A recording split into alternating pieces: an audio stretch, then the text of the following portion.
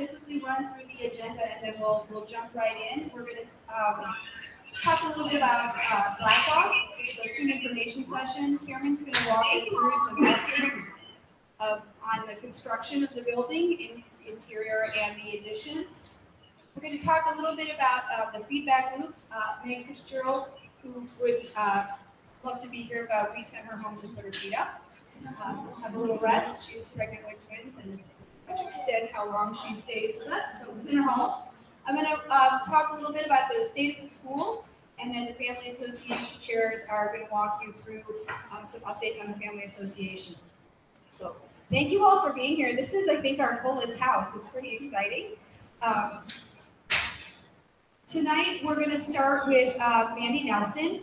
Mandy is our Blackbaud guru and IT support team leader. Mandy is a member of Sierra Consulting, and we are excited to have her here. They are our tech integration providers, and Mandy works here at Bennett Day School on integration 2 days a week. So Mandy, this was some Blackbaud fun.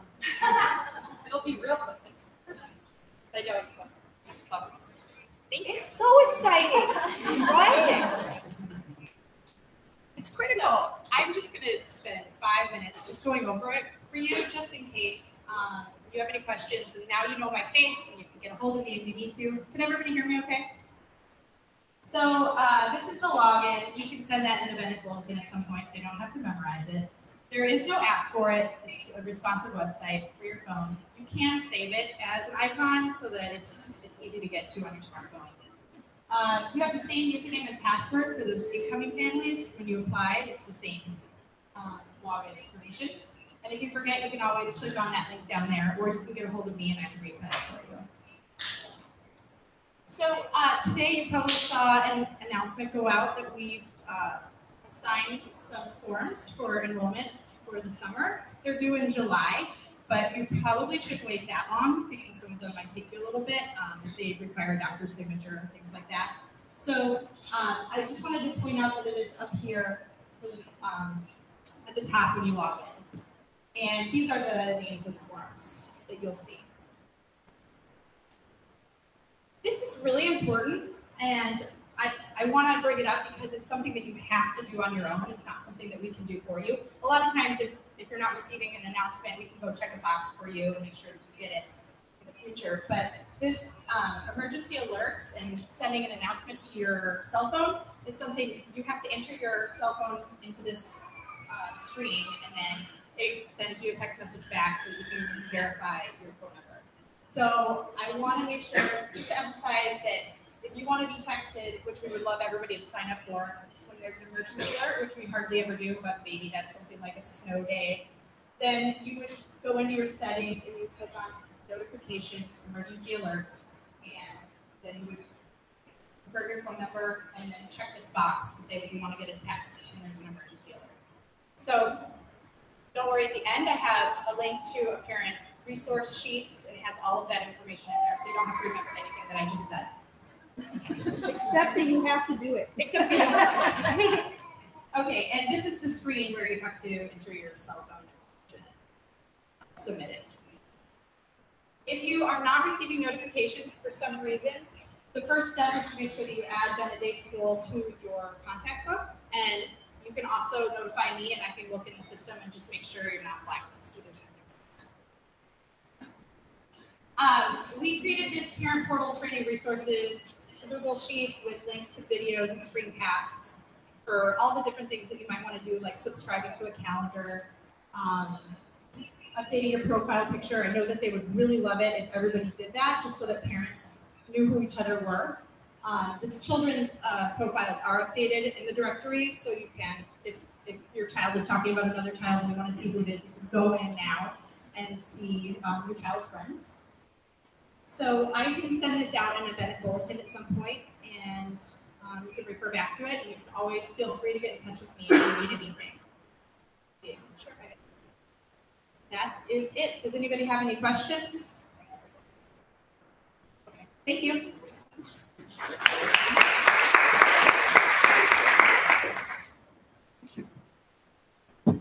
Good evening, everyone. Hi, I'm Cameron Smith. I'm one of the co-founders of the school and the CEO. I have two boys who are currently in second grade, one in JK. So I'm going to give a brief update on our construction progress. Some of you have heard some of this before, but there are also some new faces in here, so I'm going to go through it a little quickly, but you can access all of these slides afterward. Feel free to email me, ask any questions. So I'll walk over here just for a moment. As you may realize here, you're in a historic building as we speak. This brick building we're in, it was built in 1901 originally. It's a settlement house. It was where people immigrated this country, came for social services at the time. One of the first training places for progressive education in our country. It's special that we've restored this building to that use. What we're doing now, we've built a completely new building inside of the historic facade that you see from the outside. What we're doing now is we're adding a building to the east. And I know you all can't see this right now, but you'll be able to walk up and see it. We're adding the east building addition. So that's the update primarily I'm going to give you today. So now this is looking down onto the site plan for our campus, if that makes sense. So there you can see the 3D model of it, but again, here is this historic building, here's this historic facade to orient everyone. So we're adding a building right here. The building that we're adding will be about 15,000 square feet. The current building we're in is 35,000 square feet. That's exciting. When we add this space and our early childhood grades come here, great opportunity for us that we're all on one campus together, our youngest and our oldest one. Some of the other things that are exciting is we'll add an outdoor play space that's at grade. So right now, kids who are 3 and 4 years old can walk across the street or a couple blocks away to play outside. We don't do that anymore, which would be wonderful. We will also bring online an outdoor play space. It's on the 5th floor of this building that we just have never used. We have plenty of space here, but now we'll bring it online with more kids coming to the school as well. This is where some of the construction will be happening over the next 12 months or so. We'll be adding this is where some of the staging will take place. We'll be adding some equipment here and some play space for our youngest kids as well. So I'm not going to go through bullets. You can look at bullets. You can look at bullets and help. I'm talking most of them. So I wanted to talk to timing. My last update is an update for everyone. This was maybe not surprising to us, but permitting has taken a couple of weeks longer than we would have liked with the city of Chicago. We have what is called a Type 1 zoning change with our building. It is all master planned, all 3 phases of the building, and it was approved. We are required to build exactly what we said we would build. It's already done. For some reason, landscaping wanted to look at our front yard setback again, and so there's a meeting on Friday that I am told is a rubber stamp for us with the setback when we thought we'd have our permit by about 4 or 5 weeks. We built this building, or renovated this building, I should say, in 13 calendar months, and that was a very complicated project. Adding this, still 12 months to deliver next summer, is a much less complicated project. It is still on schedule, we're still delivering on time. This is in fact our 3rd project now. This is new construction adjacent to us. We have the permit as soon as we like. We've got plenty of time to deliver the building on time. Talk about this. We will add our 3rd phase of the building, which has high school dimension gym, additional labs and classrooms, underground parking. The earliest we would add that is probably 2022 or 2023. That's a bigger project, a 40,000 square foot building. We would start that probably in 2020 at the earliest. Okay. There are actually a couple things going on I don't have on the slides. I just want to mention a lot of work has been going on in the building that you can't see necessarily right now. The 3rd floor we had not used to date. We didn't need it yet, so we did not use it. But custom millwork is being finished. All the fixtures, toilets, things like that are being finished like now. So that will certainly be ready for this fall. We will occupy the entire building this fall after we're building something large soon. These are some floor plans. I'm not going to go through all of these in detail, but if you want to look at them at home again, some people have seen these, but this is 4 by 4 of the new addition. The lower level here, as we're relocating our music room and our rec space that we're in now, we'll go to our lower level. We've noticed, for example, hearing this, like below you, can be problematic. That's one reason.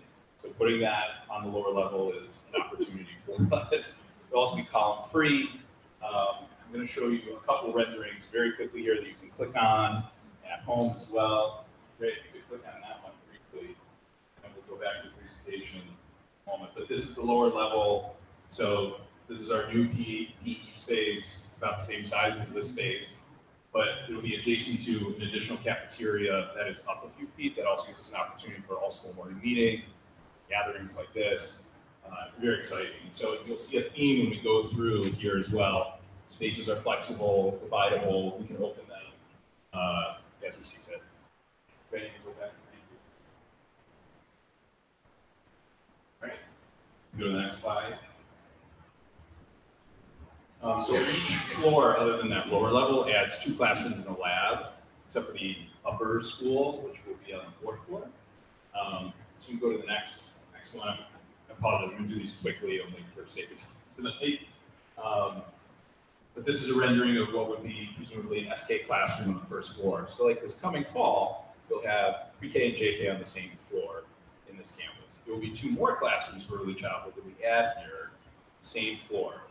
When I talk about master planning the campus, when you are by our elevator, there's a wall kind of past that where that has always been planned to be an opening that we will essentially cut in the wall that will go on each floor to these new parts of the building. So we love, I don't know, we have a love-hate relationship with our barn door, the early childhood campus. We like the opportunity to present, so you can rotate the image a little bit red. Shows you like a nice reading nook with natural light here, and then there's a barn door and a shared like lab space between these 2 early childhood classrooms that we're excited about. We can go back to the presentation. And we'll just go through a couple more. So variation on a theme with going up through sort of intermediate lower school grades. We can continue to click. We can go through, these are some renderings of these classrooms as well. Go ahead. We'll have a dedicated language lab, which we're excited about. This will be a great opportunity where music and Spanish have been sharing space today, but also to have a dedicated space for breakout for languages. We're really excited about that. Okay. All right. This is now we're getting into we're getting into middle school grades. You can go to the next slide so you can link the rendering. If you can click on that. So now, if you notice, the view is changing for the kids as they go up.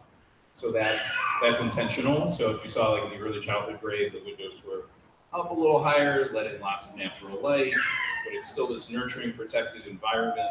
As you go up now, I'm in 6th and 7th grade, I have floor-to-ceiling views of the city. Your view is maturing as you mature as well. Faces. Look at that math. You like all that? Yeah, I'm sure our 6th and 7th graders are doing this kind of math, and teaching us how to do it. So, go to the next slide. So there are a couple of things, also a gift from the city as well. So we're moving this space for PE and gym to our lower level. They also said, hey, by the way, we approved this space. There actually should have been a hallway right through the middle of it for fire code. So we've always wanted a space like a study lounge and a library resource space. And so we're taking the opportunity while we're also moving the indoor play space to the lower level. We will take the part of this space facing the city, and that'll be like a lounge and study area and library resource space. We notice actually when we program in here with kids for PE, a classroom is generally using from the column to the space in any event, so will actually work out really nicely. Go to the next. Okay, so our upper school, as you may recall, we are launching our upper school grades, not this fall, but for the following fall. So admission starts this fall for 8th and 9th grade. And so originally we were going to put underground parking, part of it in this phase. We decided to build all of it in the following phase, which freed up a floor of this building. And that was part of how we made room for the programming we needed for our upper school. So these are some of the spaces. You will notice, we got a question last time that said, hey, why doesn't it say 5th, 6th, and 7th grade on it? Why aren't there rooms for the kids when they get to be, 14 to 19 years old? in the answer that Marty gave at the time, he said, we're not going to organize kids by their born on dating. There will be plenty of activity with kids across their ages when they reach this level of their maturity and their cognition. And so there will be different spaces, to be sure, where it might just be 8th graders gathered together, or 9th, 10th, 11th, and 12th. But it could be in a learning studio, which is more like a classroom. It could be in a design lab, where it's more like makerspace activity with power tools as well. So you can go to a rendering of the space. So if you click on this, it's meant to be a flexible space. This is where, think of the things that even the 3, 4, and 5-year-olds are doing now. Seen them, coding and doing lots of interesting things with technology and hands-on and tangibles. And now think of having power overhead and tools and all kinds of things that, as young adults with supervision, you can be using to do some interesting things. And you'll also see, you can see some of the dividing spaces that are there as well. Like you can pull back retractable walls and make space large, small, as it needs to be to fit our use. Overhead power. You go to the next slide. This is a still image as well.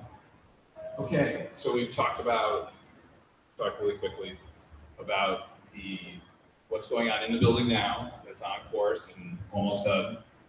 Talk about the status of permitting and construction and timing. We looked at some of the interior views of the building, and now I'm setting you up to look at the exterior. And there are 2 renderings here. And I want to take the vote again. Hopefully this will be exciting for people again. To vote with ooh, or ah, or eh. So, but before we do that, just to give you an idea, if you have an architectural or spatial mind or bend, you might have noticed, with the way the windows were going, it'll actually look kind of like a floating box is the architectural element we're going for. It needs to be consistent with a historic design of the building, but it needs to be modern. So when we met with Landmarks about the building, I said, you're in this historic building, right? You can maybe click on the link and show them. It'll probably look familiar. So yeah, click on the black and white. So, this is the building we're in 1912. Looks a lot like that from the outside. So he said, Landmark said, we really want to honor the history of the building. So whatever you build needs to be modern, but consistent with what it's being added to. So if you go back, so we will show you. Ready? Ready to vote? Remember the choices? Okay, all right, ready? All right, go. All right, this is the blue rendering. Who's voting? Ooh, I or Ben? Oh, all right. That's so interesting. Last time everybody just right away was okay. All right, go ahead. Meet the candidates. All right, give them the next one. Oh, sorry. We're both clicking. The bronze. Okay. Oh. Guys. All right, go back. All right, blue. Everybody, can we vote now? All right, blue. Bronze.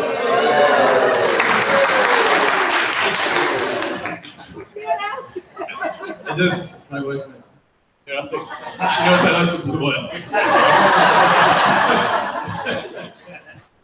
I appreciate that you guys like bronze, but I'll tell you, people say they can see the blue walls, whether they're at the Willis Tower at the observation deck, or you drive by 9094, you see it, your eye stops on it. So this is timeless. This is classic. I can understand why for a crowd of 100 people. But I've had some discussions with people that had good suggestions about, well, maybe we could do this, but with some color somehow, something. But I appreciate all the feedback.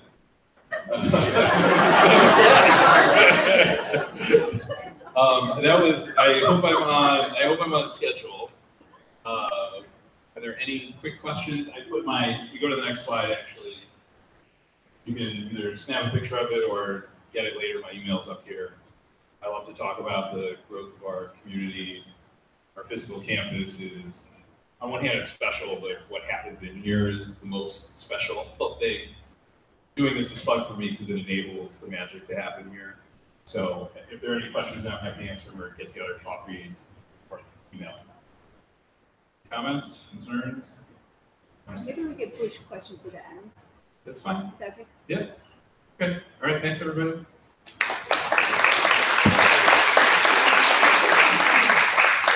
I love our active democracy exercise that just happened. Schools are, I often refer to them as their benevolent tyrannies. Okay, so we're going to talk next about, there's more slides.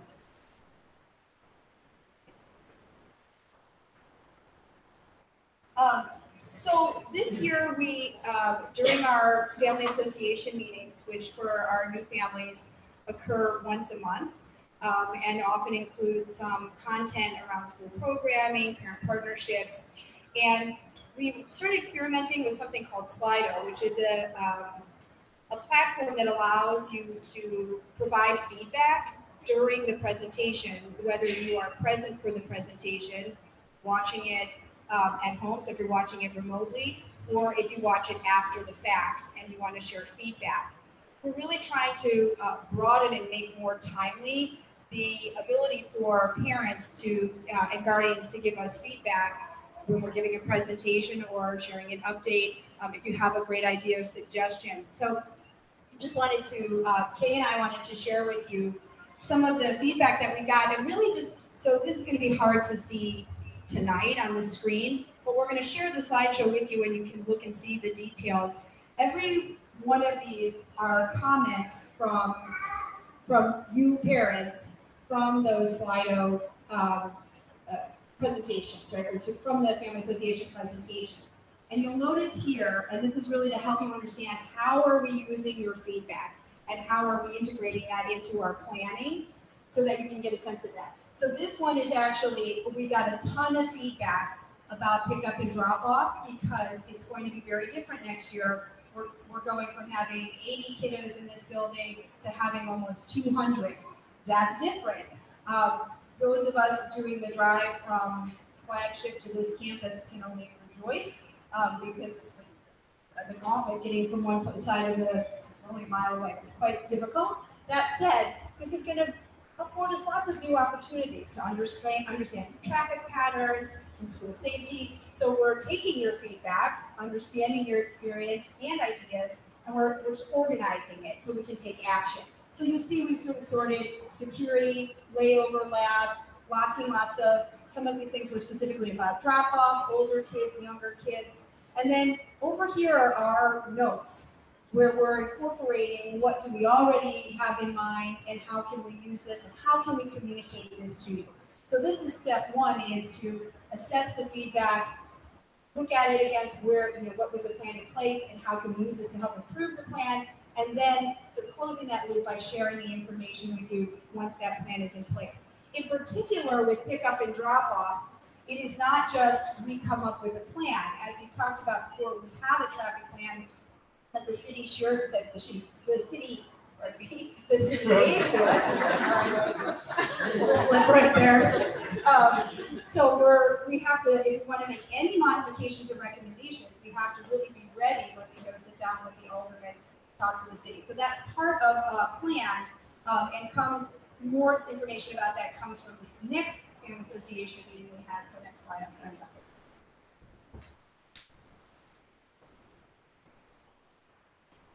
Which was when we talked more extensively about security and safety, and Kay's just going to talk a little bit about that.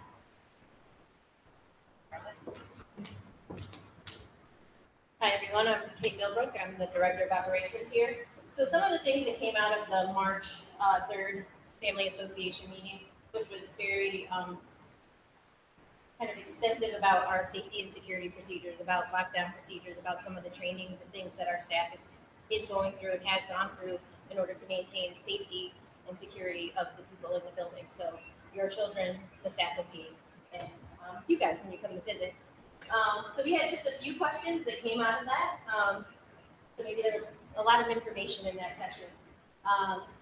But one of the main things, or a few of the main things that we're doing, one being the Grand Avenue Safety Measure Task Force. That's just a working name, it's kind of long. But it'll consist of operations, marketing, and some parent volunteers, starting with a letter from the parents and guardians in our local community to our aldermen in regard to some of the safety things that have come up, like traffic on Grand and having a stop sign.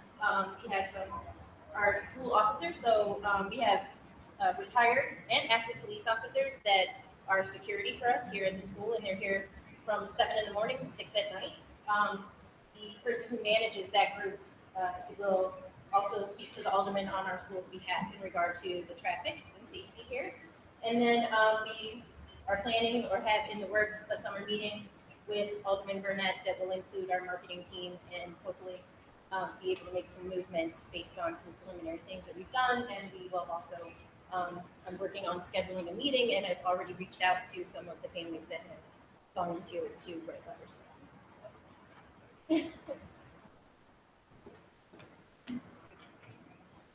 If you think it would be valuable, we can link in this slideshow those family association meetings that are connected to these points of feedback. Just give me a head nod if you guys want us to make those links again. They're already on Blackbaud, so we're maybe oversaturating you with information on this stuff. But we really want to make clear that we're working to put in place systems that help us to gather information from you and to put into action the feedback that you offer us. So we're excited about this. I wanted to give you a snapshot of how that's going to work moving forward. Hold on, questions. Pretty excited to have you all here tonight. I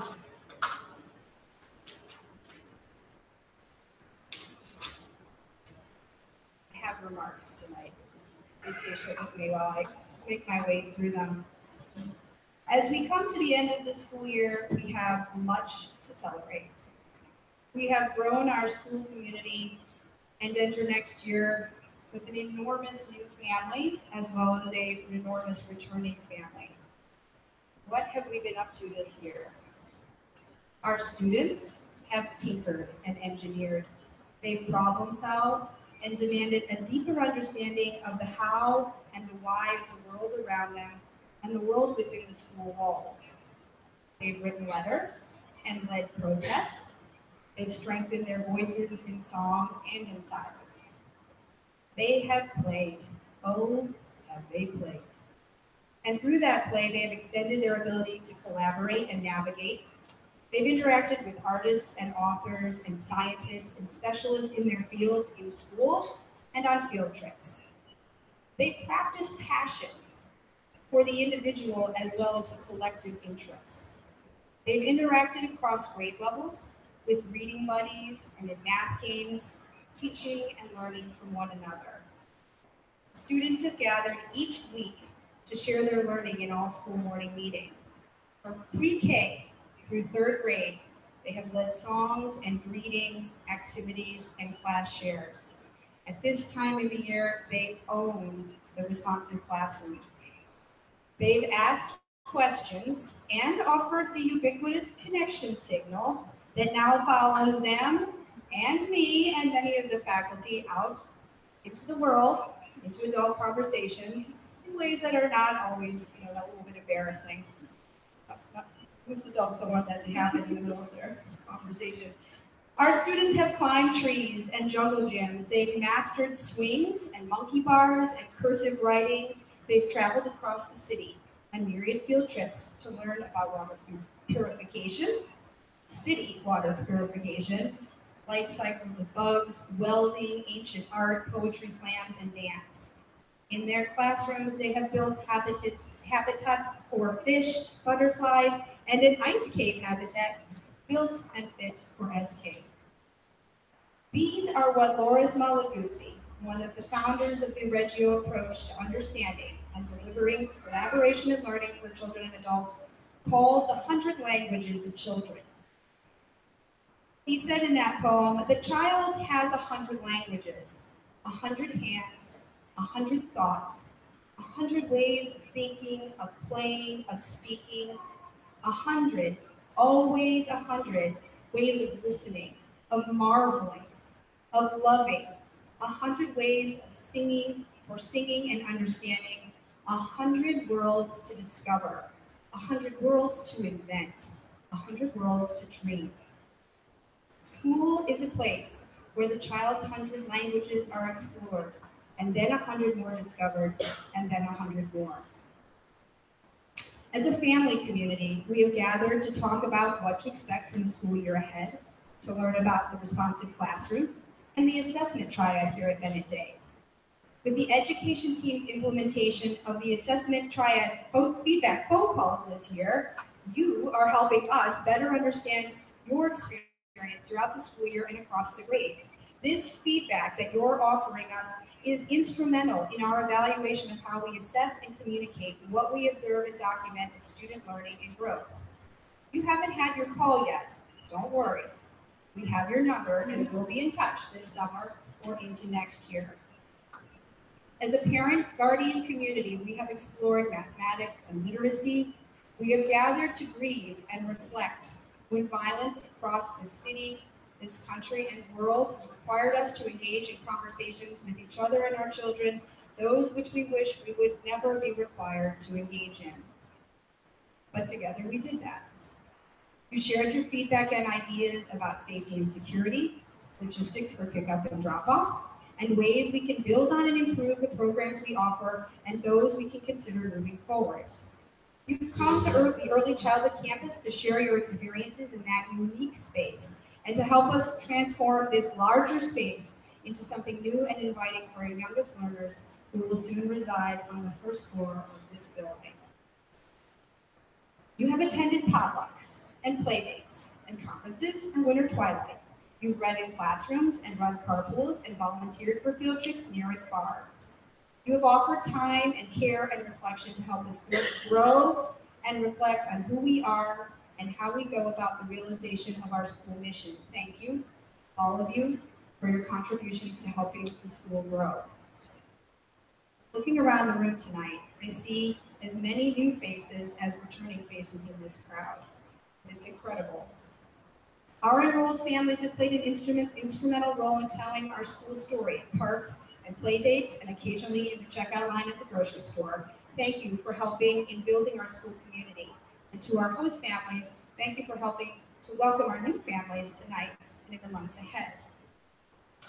Think about this in the context of the group in this gymnasium.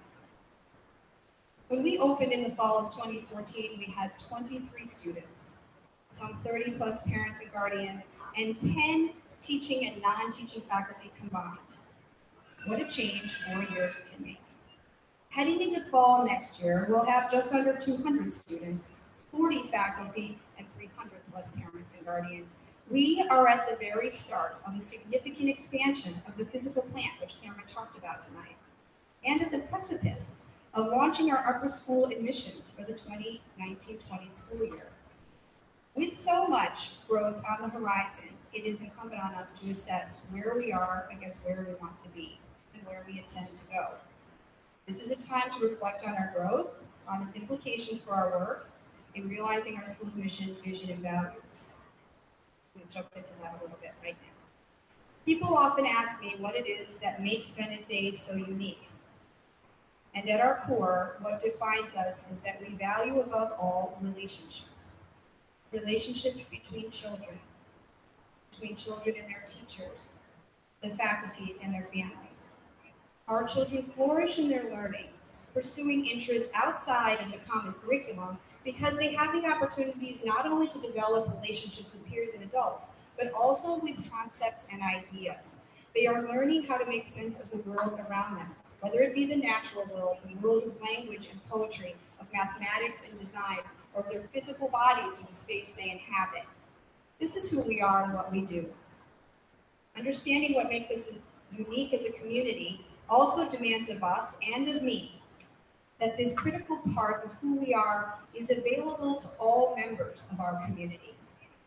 Does our emphasis on relationships as our core differentiator mean that all people in this community, be they 3, 9, 25, 60, be they students, teachers, or parents, guardians, be they religious or secular, liberal or conservative, working or stay at home, of diverse ethnic or racial backgrounds, straight, gay, or trans, be their family born through adoption or foster care, be they single parenting, co-parenting, or parenting with 2 households. Be they of a unique and marvelous learning profile, introvert or extrovert, wherever they fall on the socioeconomic scale, do we all have access to these relationships that we hold to be so critical to who we are? In other words, does our school culture recognize and embrace the 100 languages of our identities? How can we make sure that that thing that defines us is in fact equitable and inclusive of all of us and each of us? Group and the individual. As a rapidly growing school community, we must always be evaluating our school culture for faculty and families as well as for students. An essential part of the process is the annual family survey. But our goal this year, my goal this year, heading into 2017-18, was also to administer the National Association of Independent Schools AIM. That's the assessment of inclusivity and multiculturalism. This important survey targets all constituents in the school community and requires preparation and leadership from the very onset. As we began to unpack the recommended rollout and implementation of this survey, it became clear that this work was intensely nuanced, necessary, and most importantly, demanded a degree of expertise and experience that we do not currently possess within our organization. So here, even before we had administered, let alone completed the survey, we had already identified an area that required our attention. We needed help. Therefore, Cameron has been meeting with local and national experts in building diversity, equity, and inclusion actively into the work and dialogue for faculty and families in independent schools. It is our goal to hire one of these distinguished candidates to lead us in this work. We will work closely with this person to not only implement the AIM study in our school community, but more broadly to help us identify our blind spots, develop out the social responsibility initiative, mission goals, and action plan, and help ensure that all in our community have access, voice, and empowerment in their relationships within our rapidly growing community. To be clear, equity and inclusivity must be an essential consideration in everything we do as a school, and we will not shy from this work. Cameron's charge is always be nimble, be responsive, to look ahead to where we're going while recognizing from whence we came. Where are we grounded? In all ways, we are heeding this call as an organization, and I hope you will join us in this work throughout the year ahead. My first state of the school will include, so now I'm jumping ahead, 2018 fall. My first state of the school will include a follow-up to what I'm sharing with you right now. Hold my feet to the fire on this. Help us be vigilant and fierce in keeping true that we are a place built on creativity, innovation, learning, and leadership, and that all of that rests on the relationships we build as a whole. Okay?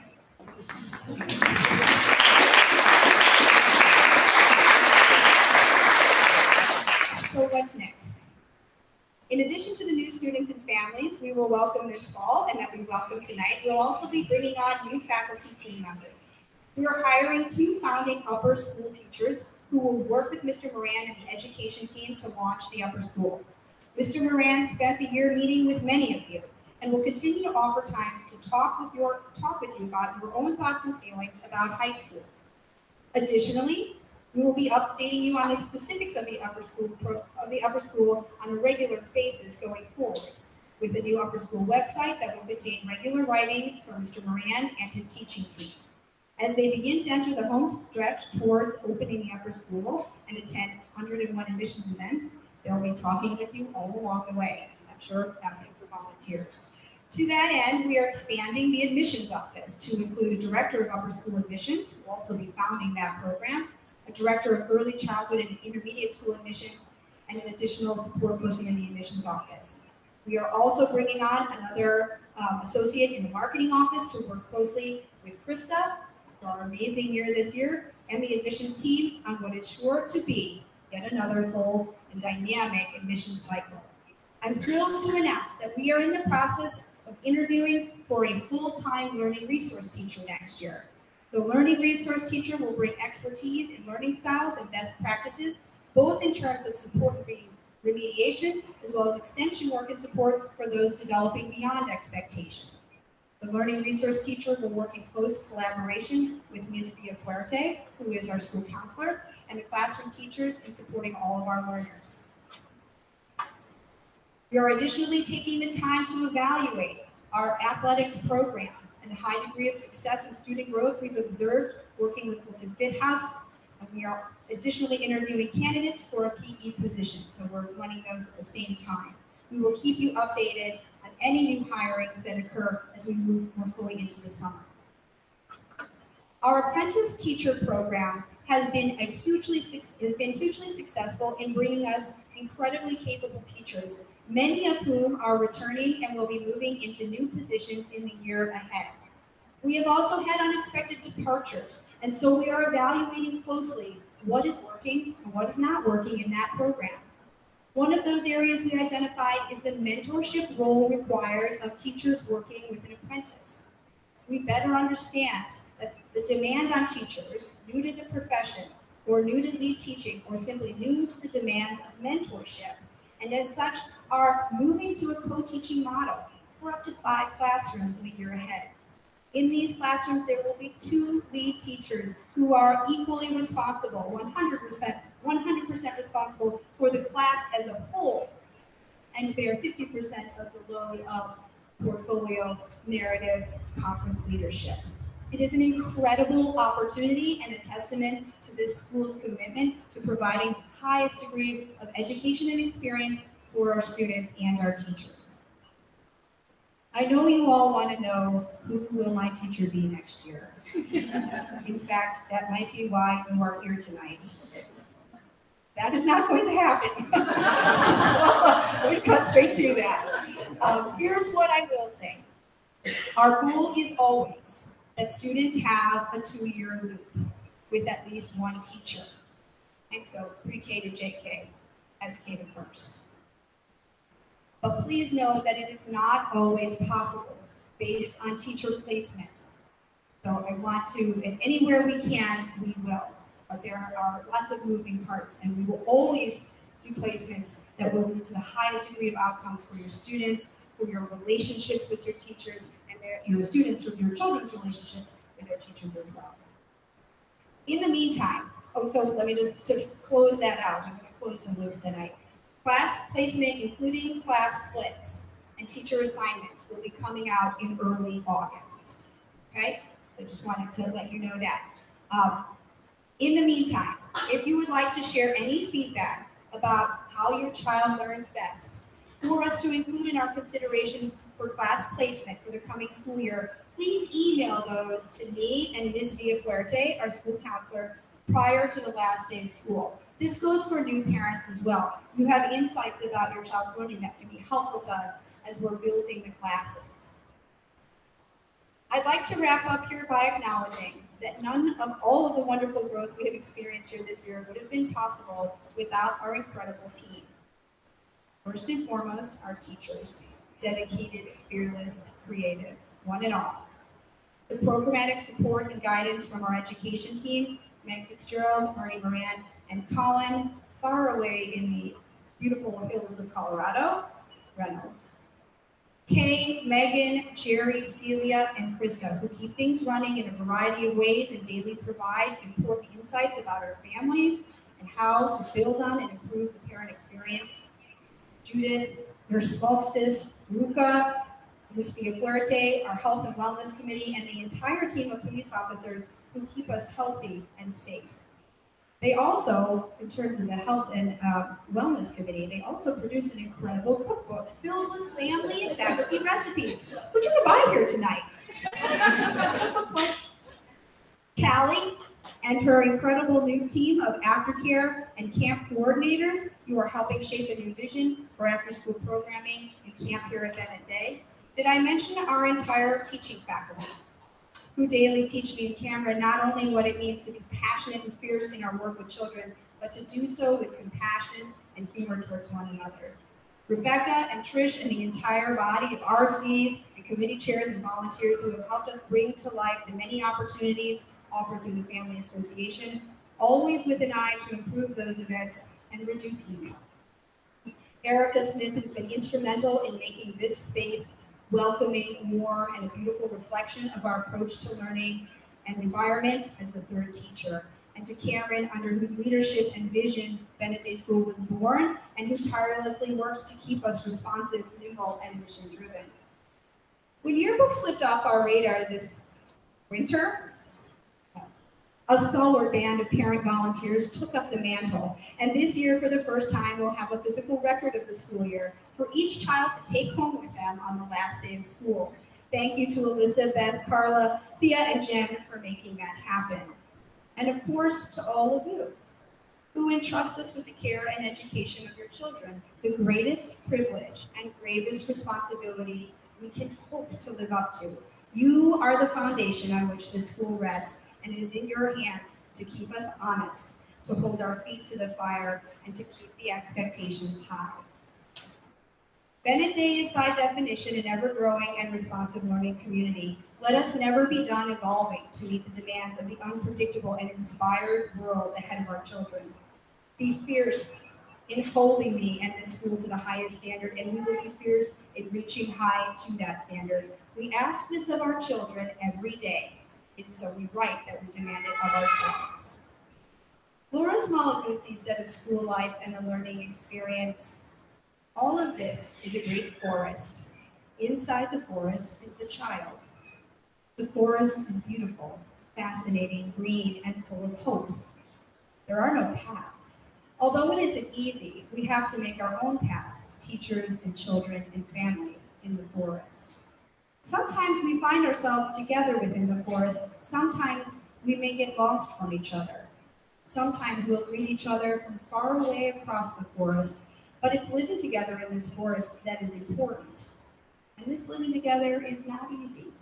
We have to find each other in the forest and begin to discuss what the education of the child actually means. The important aspect is not just to promote the education of the child, but the health and happiness of the child as well. Thank you for being here tonight. Thank you for sharing your children with us. And thank you for allowing us to join you in their remarkable journey through the forest.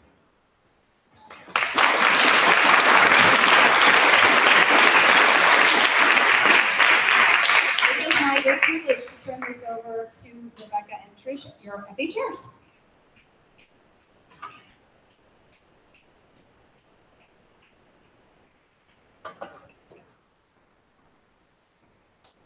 Good evening, everyone. Thank you so much for being here. I don't think I've spoken in front of so many people since I was in high school running for council. So, pardon me if I'm a little rusty. So I just want to introduce myself. My name is Trish Andrews. This is my last Family Association meeting as a co-chair. I served 2 years. And I'm Rebecca Sacamando. This is my first year as a Family Association co-chair. Third year at the school. Trish is fourth. And Trish is mother of 3. I'll just give your introduction. Okay. And I have 2. So this evening we wanted to talk about the reorganization of the Family Association. So as we talked a lot about the growth of the school over the past 4 years in the future, the Family Association is going to grow as well.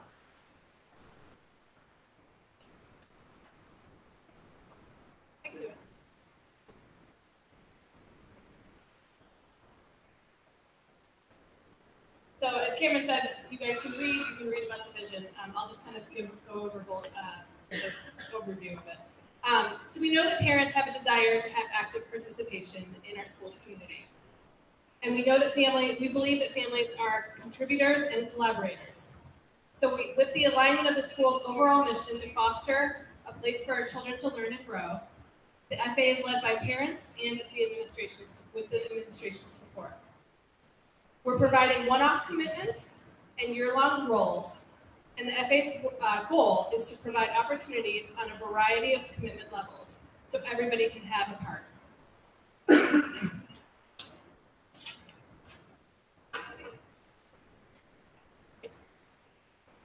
So the mission of the Family Association, it fosters a spirit of inclusion, partnership, cooperation on a school-wide level. The committees provide educational and social programming and events for families, parents, guardians, and outside family. Room coordinators serve as a liaison between the school and parents, while also providing support for the teachers and administration. The Family Association relies heavily on the parent body's engagement. The parent body's engagement provide these opportunities. So basically, without your participation, we can't do very much. I'm gonna bring Katie. Next slide. You've been missing. So as I just talked about, and as this evening really is focusing around, we're at this really critical moment where we're expanding our school community. And when we started, right, we were small. Each of the things that we built was had a big heart, but was built with a small school community. And so this year, we really have undertaken essentially audits of what are the things that we put in place, and how can we evolve them to better meet the needs of this now enlarged community, right? So one of the things that we did was tackle the Family Association to get a sense of what is it that we're doing. We did several exercises where we looked at just the sheer number of communication touch points that a parent guardian receives from essentially the beginning of the year, which this will sound odd, but it's right now. Right? We're starting to get communication about the next school year. So you start getting communications about the coming school year right about May 1st, and then we tracked how many points of communication. How can we better understand the parent's experience? Where are we piling things on? So that was part of the audit. Looking at events, what are the purposes of those events, how can we expand those for a broader audience, right? So that was part of that audit. And then restructuring. Family Association is dependent on volunteers who take on jobs that can be one-off. Hey, I volunteered for this reading thing, to I've got a 2-year commitment as a Family Association chair. From the beginning, the Family Association chair position was daunting, mostly because the Family Association didn't exist. So you can imagine that was a big job for that early team, and we thank them for that. So how do we assess that, the load of responsibility, and distribute it in a way that more people can be involved in large and small ways to better serve the community as a whole, and also not be asked to do a voluntary full-time job.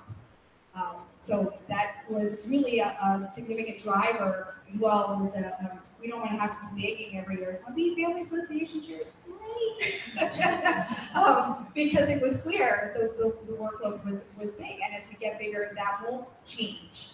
So that was part of the restructuring.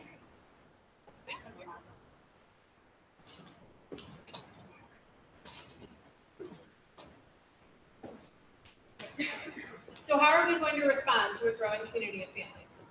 So we'll show the next slide in a second, but families are the foundation of our Family Association.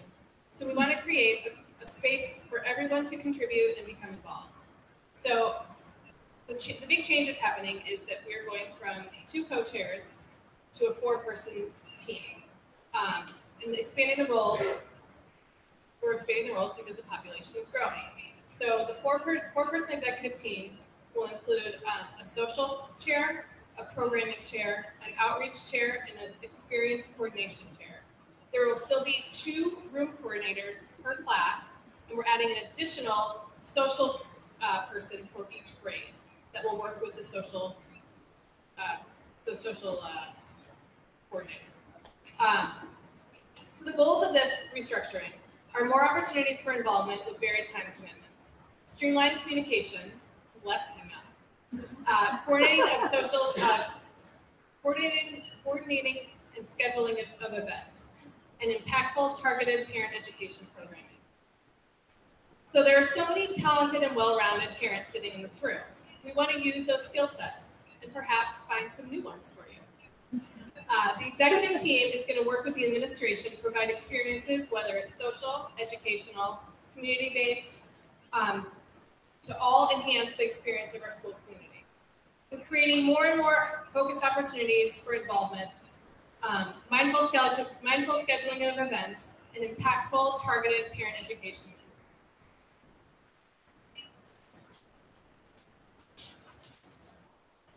So of course, because we're a non-traditional school, non-traditional org chart of what the Family Association looks like.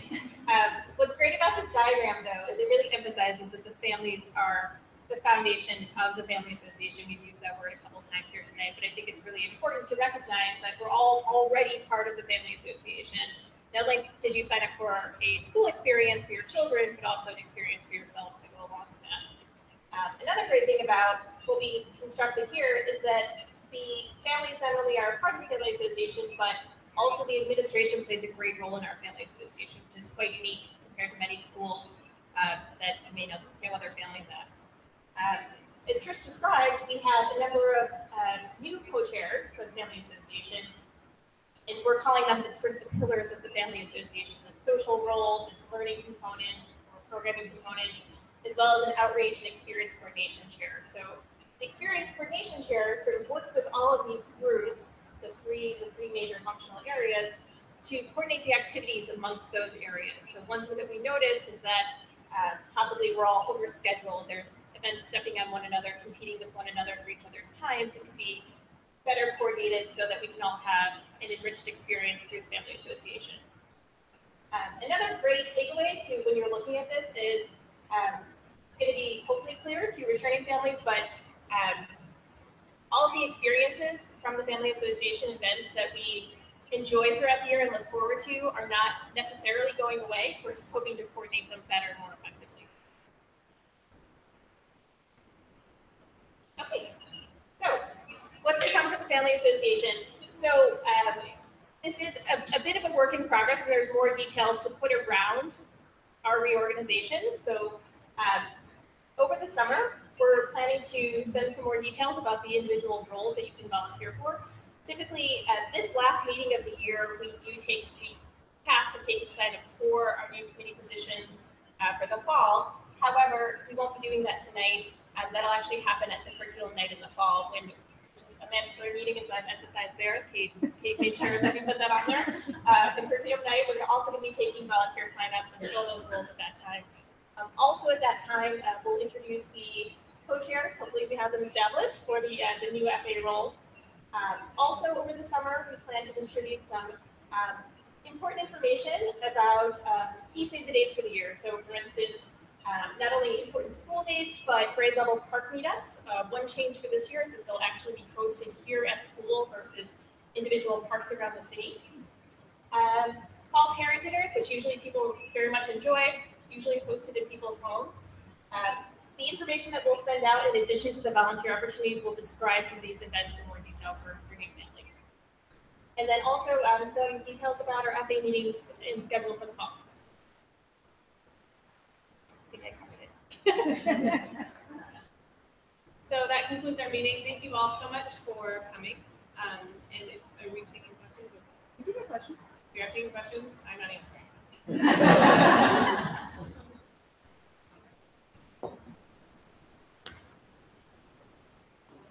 Anybody have any questions? We talked construction, we talked family association. I was rousing. Yeah. So for the letters, all of them are back.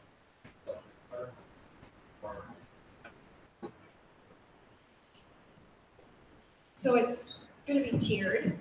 There's going to be a letter from the families within the community because it's in part just directly related to the safety of getting across the street and getting our kids in and out of cars and safely entering the flow of traffic. So I think we're taking a two-tiered approach, which would be we can get 100% participation of parents signing what I think will be a form letter of here are our concerns, and you'll have an opportunity to add your own language to it, as well as much as possible going out into the neighborhood and saying we want their participation. And for families that live in the ward, of course, those are going to go to the top of the pile, and that will probably be a different letter. And then even reaching out to the community for a third tier, like we have community support. There is nothing like having community support to impact getting something that changed that we want changed. So I really feel like it'll be 3 different elements, and that'll be one piece of that meeting.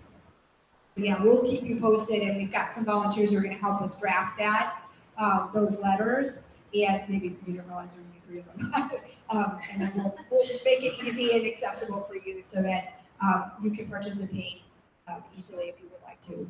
Anytime we can say, 100% of our families are really on board for this. It'll be effective. Are all of the FA positions not being filled until later in the fall, like that room coordinators? Yeah, so room coordinators and the social coordinator. Do you want a little more information about that? Yeah. Well, that role is basically going to be, I'm just going to but yeah, we're going to fill that. So to answer your question, so we haven't spoken with the RCs yet, but those of you who are here, we'll let you know now. So the RCs that are rolling off will have an opportunity to put their hat in the ring if they would like to be a social chair, but that opportunity is for everybody. And then the RCs that are staying on will stay on. The schedule will stay the same. And then the roles, the 3 new co-chair, or the 4 new co-FA chairs, those will be appointed positions for this year, and it will typically be people that have served on the Family Association. Or, I'm sorry, served on as an RC or on the Family Association in the past. The job takes some institutional knowledge. Just thinking, like, if people want to reach out early in the year to the room coordinators, like before. Yes, yeah, to answer that, yeah. All of that will be streamlined. You want to your room coordinators will reach out. They will exist. Just a helpful piece of information. We've always tried to have 2-year rotations for positions so that there's someone new or in their first year of the position and then someone in their second year, so that you don't wind up with 2 people new to the position. As a school that is 4 years old, our institutional knowledge is not particularly deep. So someone who's done something once before, that's incredibly helpful for us.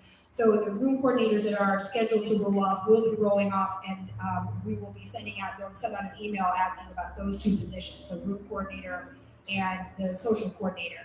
The social coordinator will not serve a specific classroom, they'll serve the grade level. So they'll be working on coordinating events at the grade level, not just in a classroom. So you can imagine the room coordinator position is logistics and communicating between the teachers, the school, and home, and the social coordinator is more helping out with the social events outside of school. So, planning a grade level night out, and so we're hoping people can find out hey, that job sounds more compelling to me than this other job, and I'd like to do that, but I don't want to be responsible. So, any questions? Any construction questions? Okay, I'm not going to force you to ask questions. Go have a wonderful evening, and we will look forward to seeing you at the next event. And families, hopefully we'll see you on Saturday.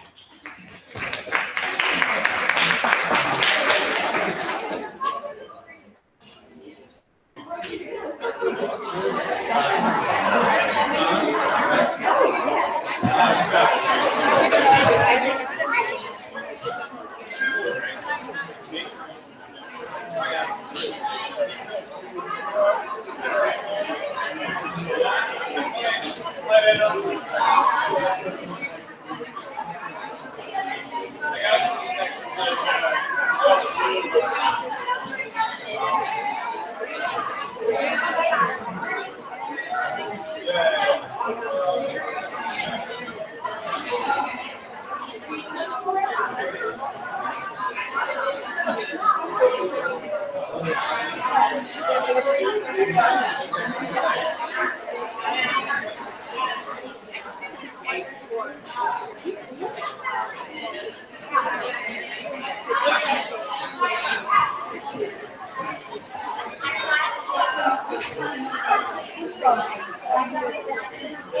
go. Me too, Eric.